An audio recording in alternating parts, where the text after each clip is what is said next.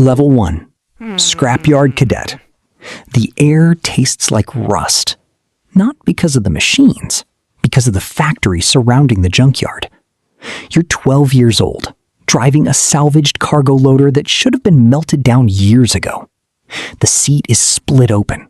Metal springs dig into your back every time the machine lurches forward. There are no computers to help you.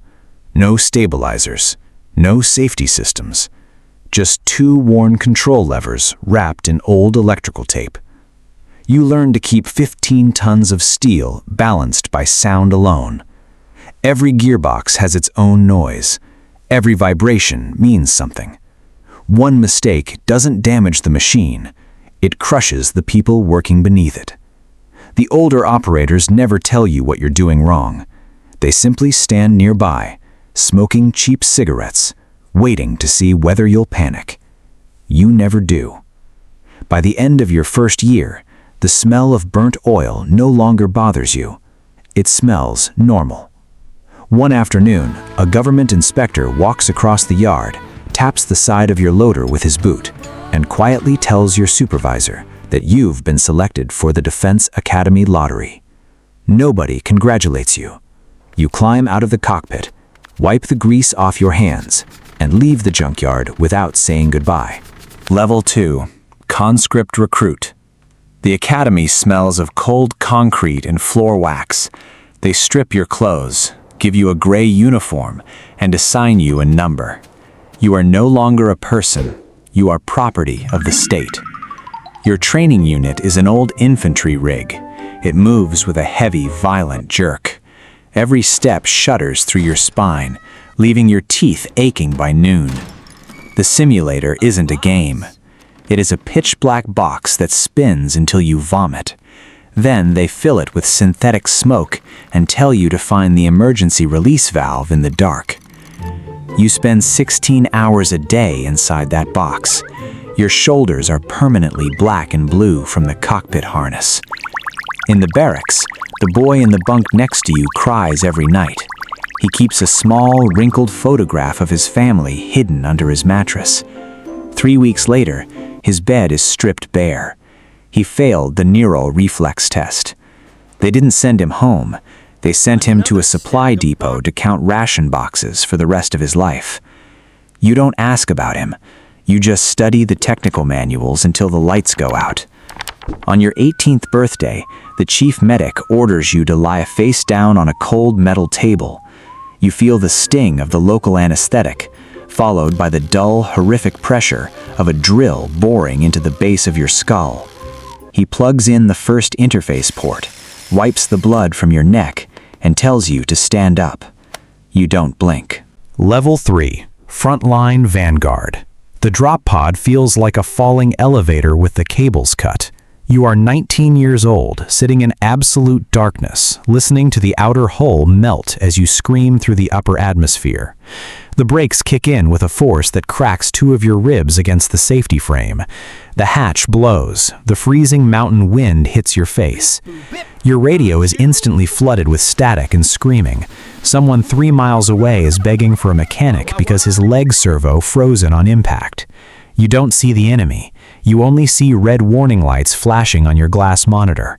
A heavy artillery shell hits the mud 80 yards away. The shockwave tosses your 30-ton machine into the dirt like a toy. The squad leader barks an order to spread out. His voice cuts off in the middle of a word. You look through your side camera. His machine is leaning against a ruined concrete wall. The cockpit section is gone, melted into a smooth, glowing crater of white-hot slag. You don't feel angry. You just feel cold. You drop your rig into a low crouch and pull the heavy trigger until the ammunition counter blinks 0. When the recovery transport finally arrives 12 hours later, your fingers are frozen stiff around the control grips. You eat your cold ration paste in the back of the hangar, watching the mechanics wash the soot and someone else's blood off your armor plates. Level 4. Neural Linked ACE. You are 24, and you don't use your hands to pilot anymore. The thick optic cables click directly into the ports behind your ears.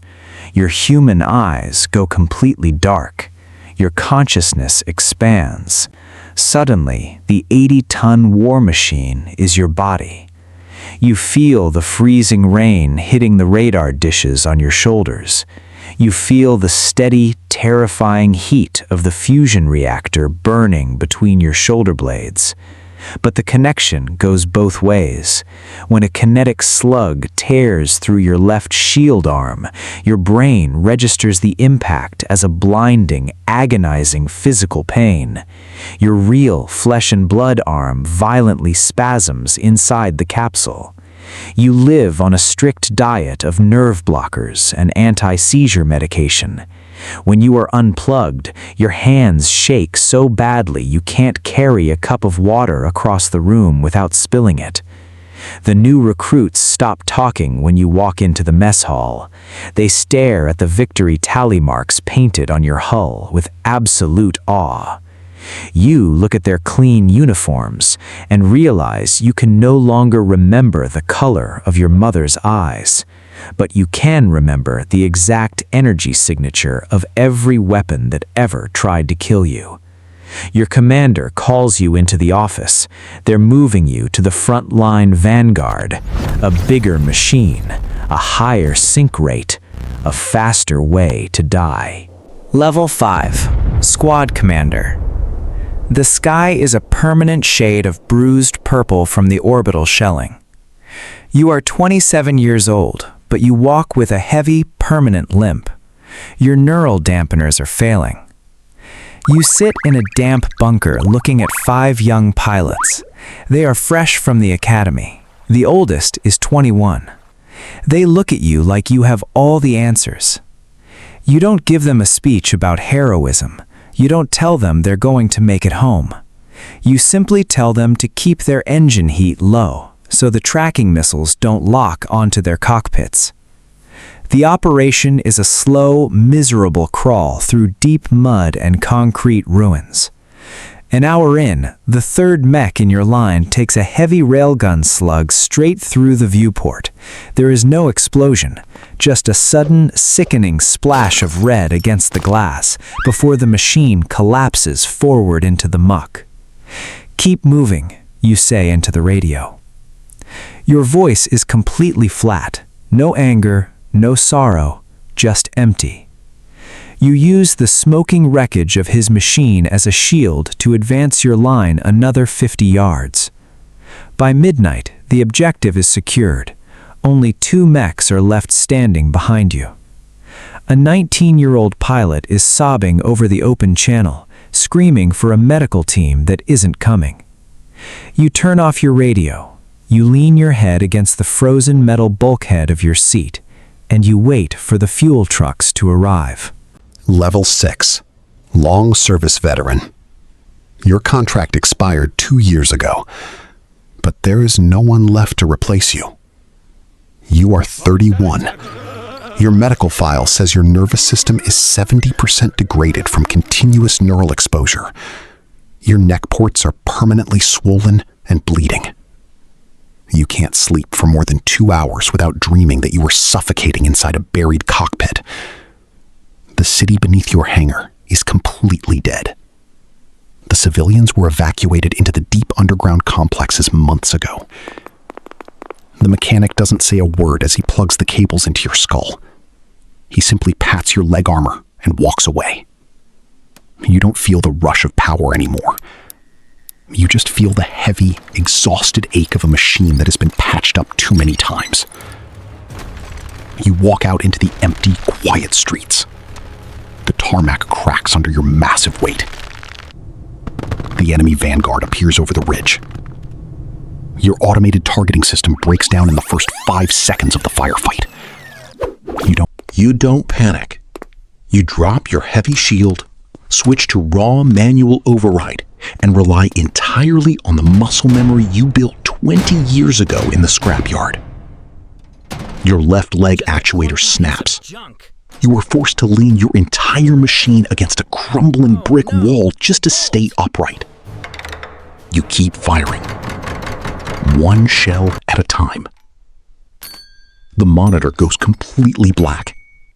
The sensory link cuts out. You can no longer see or feel the outside world. you can still hear the rhythmic, heavy clanging of metal tearing through your hull. You don't think about metals. You don't think about saving humanity. You don't think about the history books. You just think about the next shot. The world goes completely quiet. The hum of the reactor finally dies down. For a split second, you aren't a soldier. You are just a 12-year-old kid sitting in a rusty loader, watching the rain fall on the scrap heaps. Finally warm. Finally allowed to stop.